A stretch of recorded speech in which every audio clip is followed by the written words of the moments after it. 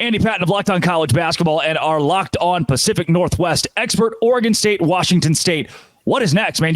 We've talked about the Washington State athletic director goes to Washington. The Oregon State football coach jumps ship from Michigan State. A lot of the players want to go play power conference ball, and these two schools are sitting in almost a college football, college athletics purgatory.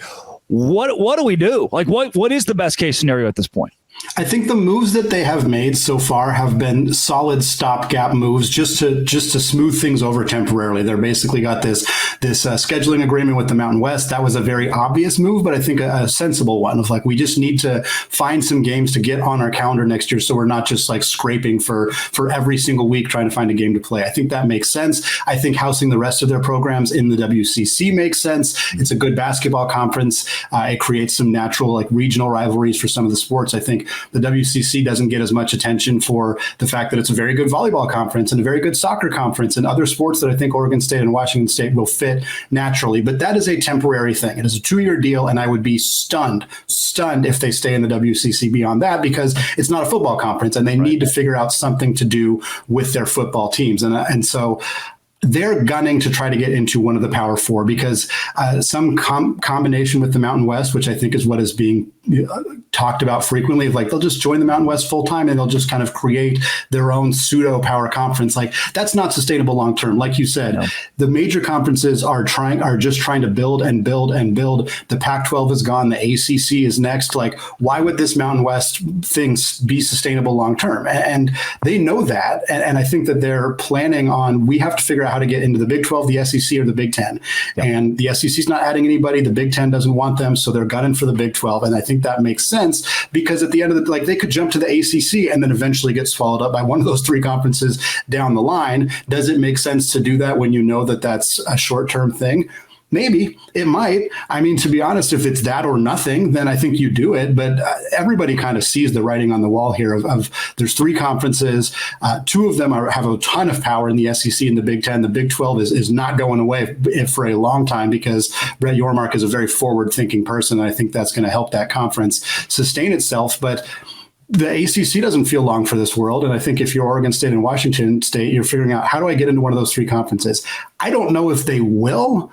I don't know if they have enough power to get into one of those conferences, but they shouldn't settle for anything other than that, because any other move has to be viewed through the lens of it being temporary. Because anything you're thinking long term, if it's not in those big three conferences, it's probably not long term. To validate that, I'd take a Cal, Stanford, SMU, and it would be tough to say that Washington State and Oregon State are in a better spot than those three. But given the trajectory and projections of that conference, I wouldn't mind being in the waiting room when those three teams are left out in the desert entirely, and they were the ones that took the chance on the ACC that died off. Andy, with that being said, for Oregon State and Washington State, what do you do when you're in the waiting room? I mean, how do you prepare in the next year, 2 years to say, hey, Big 12, it's 2025, 2026. Here is what we offer. Take us. It's a really tough situation to be in, because the best thing that they can do is to continue to have success on the football field, success in the basketball court, to still generate TV power, to still generate revenue for, like, fan base is showing up, donor base is there, NIL money is there, like, to demonstrate that you have that success. That's really hard to do when all of your coaches are leaving, when your players are leaving. I mean, Washington State was a 7 seed in the NCAA tournament last year. They had 13 players on that roster. One of them graduated. The other 12 all entered the transfer portal. Every single one of them left. Their coach, Kyle Smith, phenomenal basketball coach, he goes to Stanford. He leaves from Washington State to Stanford, which is effectively a WCC to ACC move, which feels incredibly baffling and weird, but that's what happened. And I don't blame Kyle Smith. I don't really blame the players for doing that. But if you're Washington State right now, like, the interest in the basketball program reached a crescendo, like a really high point since, Klay Thompson was there. And now, I mean, it's going to come crashing down. But the best thing they can do is prove that they still have sustainable success. That's just going to be really, really hard to do. Look, the fans are going to show up. The Pullman crazies, the people in Corvallis, the Portland area, Oregon State fans, the Seattle area, Washington State fans, they're going to show up. Win or lose, we booze. That's the Cougars mantra. It's been that forever. That is a program, a dedicated fan base that it's not going away. But at the end of the day, the TV numbers are going to drop. The talent on the field is going to drop, and they have to prove that they still have that dedicated core fan base in order to generate like that interest from the Big 12, from those other conferences. But they're in a really tough spot. I feel for them because I think we know what they need to do is to demonstrate that they can still succeed. It's just, I mean, they're just being handed an incredibly raw deal in terms of trying to be able to do that. Andy, from your perspective, if this had all happened 2 years prior and the Big 12 did not yet have a Cincinnati, a UCF, a Houston, is there a better shot Washington State and Oregon State already have a home in this conference? Yes, I think so. I think if this had happened 2 years ago and the Big 12 was looking at, I think they still probably add Houston. I think Houston was an addition that makes a lot of sense. But if they're looking at Oregon State, Washington State versus Central Florida and Cincinnati, that's a lot closer. BYU in that mix as well. I think BYU makes a lot of sense for them as well. I think they probably still add them. But if they're adding like Houston, BYU, Oregon State, Washington State, that's probably a bit more compelling than Cincinnati and Central Florida. And I think that that's probably the direction that they would have gone. Again, if we're talking 2 years ago, does that mean Stanford, Cal are already in the ACC? If Stanford and Cal were options for the Big 12, would they just grab all four of them instead of grabbing Houston and Cincinnati?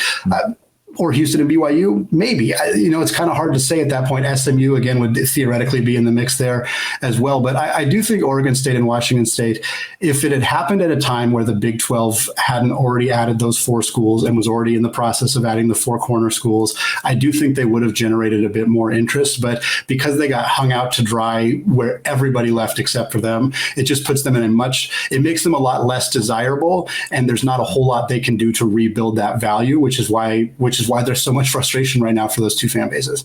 Profitable. I mean, you have to be profitable in expansion to get an opportunity in a power conference. And I think Washington State, Oregon State, both are profitable enough to have made that jump if the conference hadn't have added those four when it did. And all of that came crashing down on the Pac-12 side a year and a half later. And speaking of profits, Gonzaga brings in a lot of money. The basketball is there, but football side doesn't bring in much at all. Let's talk about the opportunity for the Big 12 to add basketball-only schools moving forward, like a Gonzaga or a UConn. This is Locked On Big 12, part of the Locked On Podcast Network, your team every day.